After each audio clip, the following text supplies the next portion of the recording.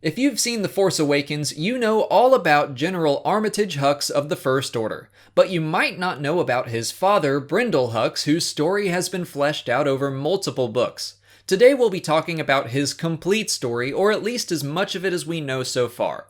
Be warned, there will be spoilers for the recently released book, Phasma. Brendol Hux was a junior officer in the Republic during the Clone Wars. He continued serving the Empire after the defeat of the Separatists, and his experience working with the clone troopers led to his promotion to Commandant of the Imperial Academy on Arcanus. He felt dissatisfied with the performance of Imperial stormtroopers, preferring the way the clone troopers were trained from youth to be warriors. However, he also believed there were limitations and potential dangers of using one genetic code for an entire army. About 4 years before the Battle of Yavin, Brendol began experimenting with his students and Imperial training methods to combine the best aspects of both fighters. Shortly after the Battle of Endor and the death of the Emperor, Fleet Admiral Gallius Rax summoned Hux to join the Shadow Council, which led the Empire in the absence of their Emperor. Grand Admiral Sloane hired a bounty hunter to ensure that the Commandant and his young son made the trip safely.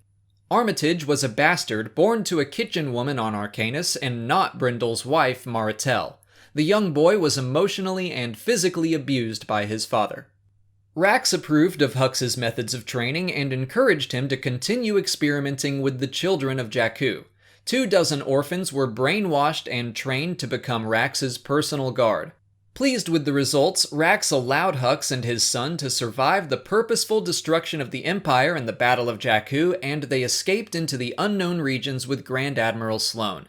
As the Imperial remnant transitioned into the First Order, they completely adopted Brendol's training protocols. Children would be kidnapped, or in some cases they would volunteer to become brainwashed soldiers. They were trained from a young age to be intensely loyal to the First Order under the tutelage of Captain Cardinal, one of Hux's first child soldiers from Jakku.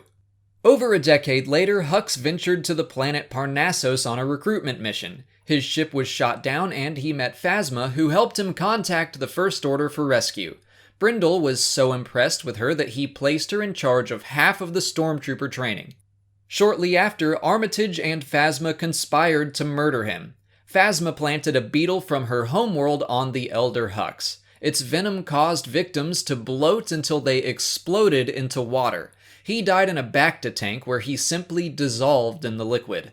First Order scientists were unable to determine the cause of death, and Armitage took his father's place. And that is the complete story of Brendol Hux of the Republic, and then the Empire, and finally the First Order, as well as somewhat of an origin story for General Hux in The Force Awakens. Are there any other characters you'd like to see me cover like this? Leave your suggestions in the comments.